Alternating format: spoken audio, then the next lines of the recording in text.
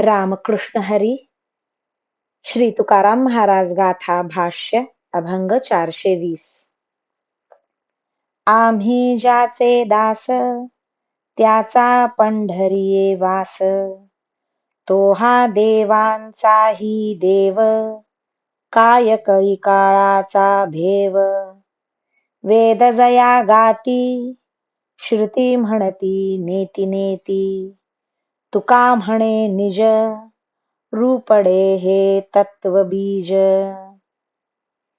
आम्ही ज्याचे दास आहोत तो पंढरीत राहतो.